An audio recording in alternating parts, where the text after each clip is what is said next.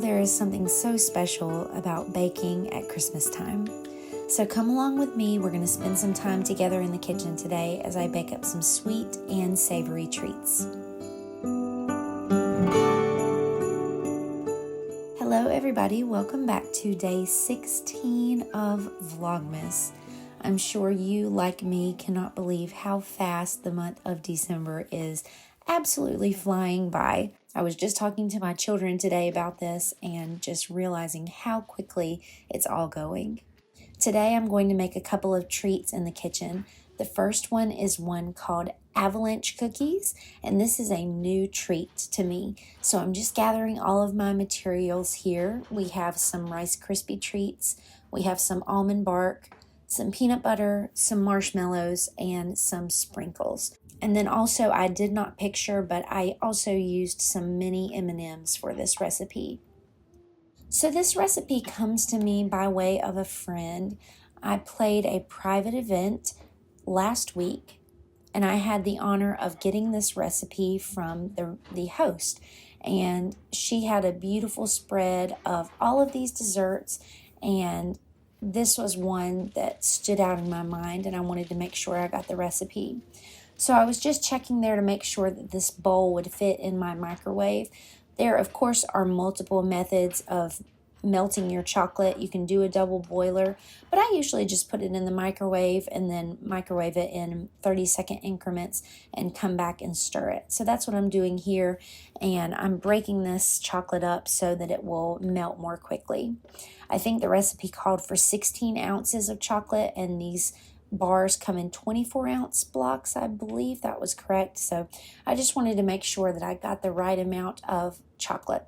So this is that vanilla almond bark, and it comes out a lot, especially at Christmas time. I'm sure many of you probably use this to make recipes.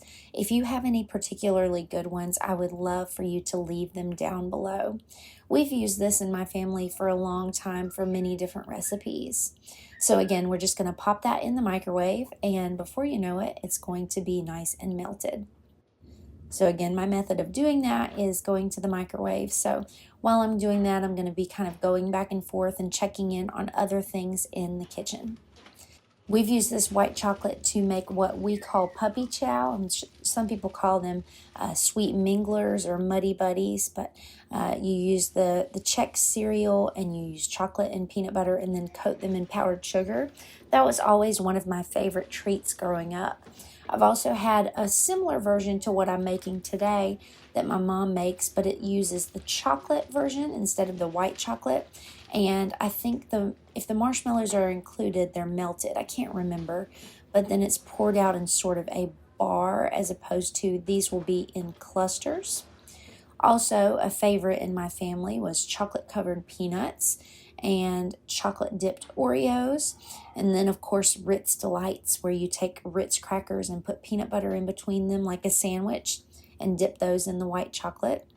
So you'll have to let me know if you have any particular treats. And then also you'll have to let me know if this is the brand you use or if there's a certain brand that you prefer. I know there are so many things where brands don't really matter, and then there are things where the brands do matter, and everybody has personal preference as far as that goes.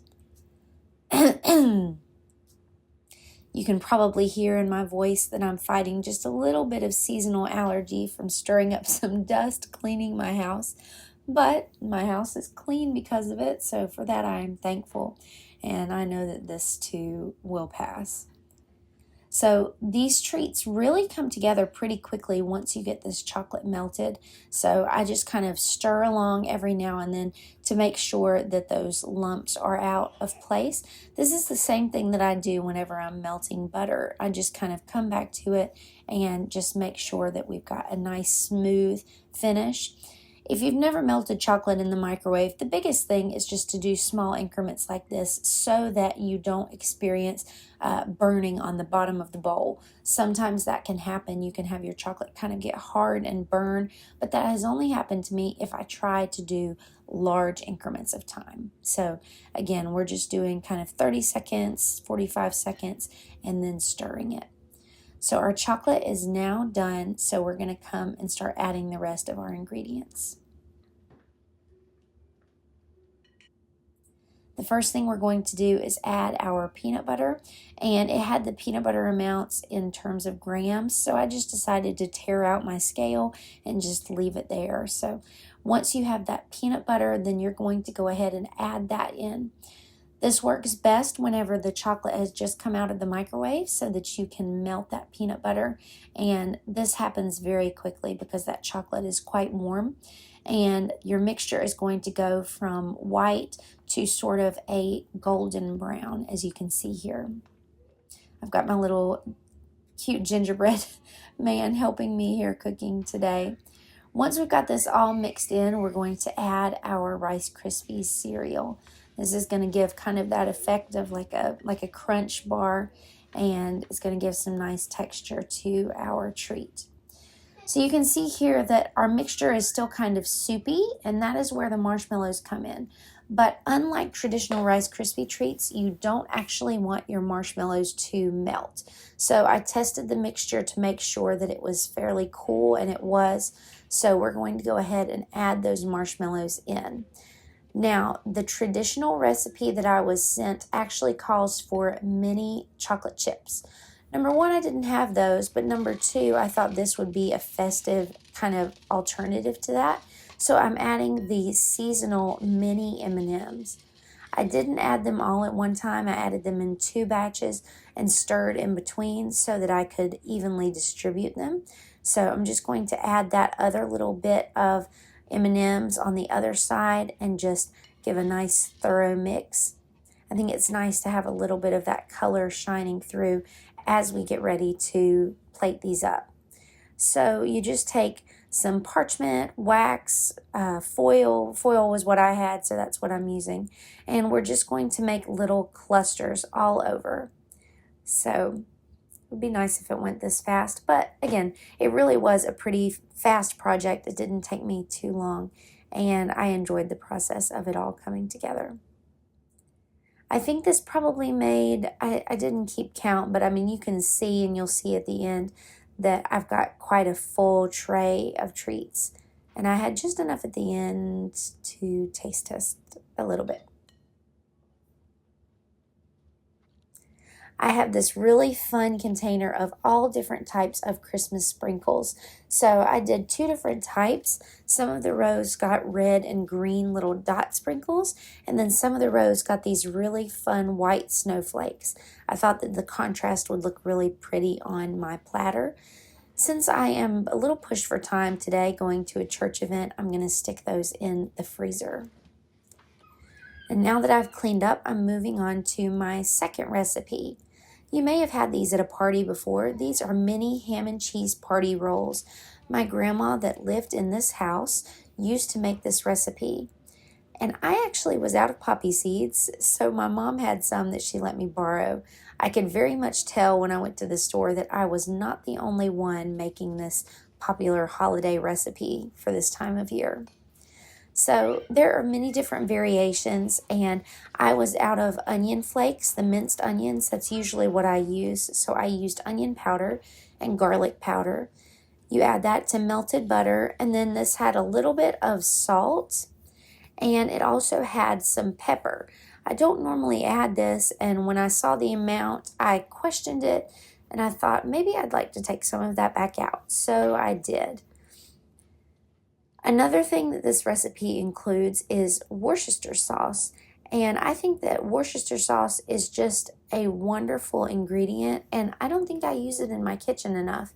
There's only a handful of recipes where I can think that I use it, but I think I should use it more often. You'll have to let me know down in the comments if you use Worcester sauce for anything in your kitchen. So you add some poppy seeds and some mustard. Some recipes use Dijon. My grandma's uses yellow mustard. And we're going to take that and we are going to add it to some King's Hawaiian rolls. So these rolls are just going to get cut right down the middle. I'm going to put mine in a baking dish like this. That way I can transport it easily and keep it warm. But I can remember my grandma baking these, and she would slide them right back into the King's Hawaiian rolls wrapper and then bring them wherever she was going like that. I just had to acknowledge that the entire time I was cooking, my son was pleasantly entertained and playing here, and I don't pay attention enough whenever he does that, so I just had to acknowledge that and tell him good job. So once you've got some of that mixture spread on the inside, but not all of it because we're going to need some for the top, we're going to add some honey ham to the inside. I layered it up a little thicker this time. I wanted to make sure I had a nice good layer of ham. Now, after the ham, you will go in with your cheese. I've done this with Swiss cheese like my grandma did, and I've also done it with cheddar cheese. The recipe card that I showed you used shredded cheddar, but I didn't have that when I was in the store, and so I was thinking I used Swiss. I honestly can't remember which way I've made it before, but they turned out pretty decent, I thought. So any cheese that you want to use, I think will work out just fine. So again, you're going to take this mixture and you're going to spread it on the top and just kind of make sure that it's evenly coated. And this will go in an oven just until the tops are kind of golden brown, until the ham is warmed throughout, and until that cheese is nice and melted.